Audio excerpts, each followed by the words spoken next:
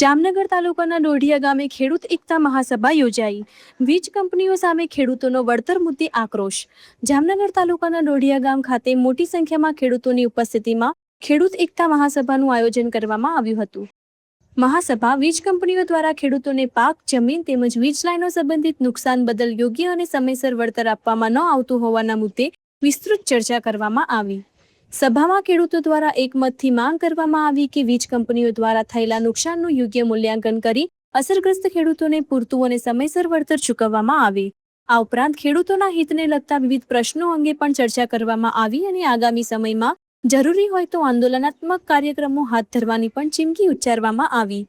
આ મહાસભામાં મોટી સંખ્યામાં ખેડૂતો અને આગેવાનોએ હાજરી આપી હતી તેમજ ખેડૂતોના હકો માટે એકજૂથ રહી લડત ચાલુ રાખવાનો સંકલ્પ વ્યક્ત કરવામાં આવ્યો।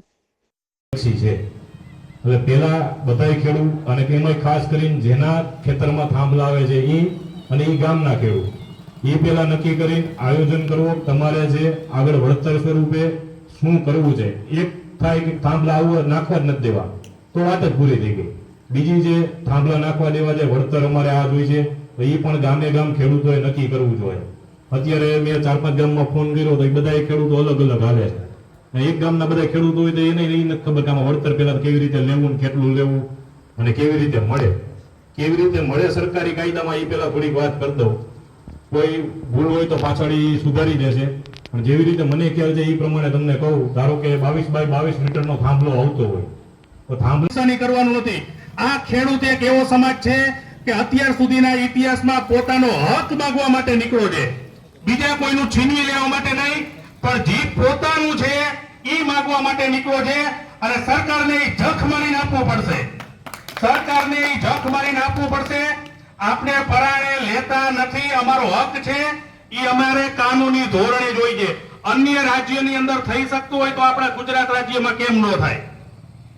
આ વાતને, આ પીડાને આપણે કાયમીને માટે સમજવી પડશે। અત્યારે માનો કે માત્ર 2 કે 4 લાઈનોના સર્વે થયા છે અલગ અલગ વિસ્તારમાં, આવતા દિવસોમાં છેલ્લા 3 વર્ષની અંદર 18 લાઈનો આવે છે। એ પણ વાત અત્યારે રાત દિવસના 11 વાગે આપણે જેટલા મિત્રો આગળ હતા કલેક્ટર કચેરીમાં કલેક્ટર સાહેબે ખૂબ કીધું છું કે ભાઈ આ કામ હજી ખૂબ આગળ વધવાનું છે।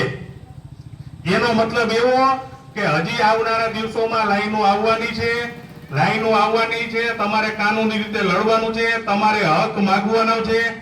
કોઈની ગામે આ જે થાંભલાનું આંદોલન સમગ્ર ગુજરાતમાં ચાલી રહ્યું છે એ સમગ્ર ગુજરાતના આંદોલનની અંદર જાગૃતતા લાવવાનું પંચેશ્વરનો પેલો ઘા જામનગર જિલ્લામાં દોઢિયા ગામના ખેડૂતોએ, દોઢિયા ગામના લોકોએ કર્યો છે તો એને તાળીઓથી ખૂબ વધાવીએ। આ ઇતિહાસનું પેલું પાનું લખાઈ ગયું છે।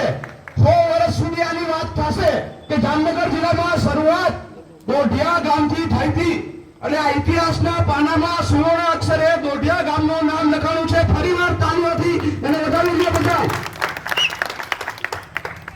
બીજી વસ્તુ, આજે ખાસ આ બધો નજારો બતાવજો।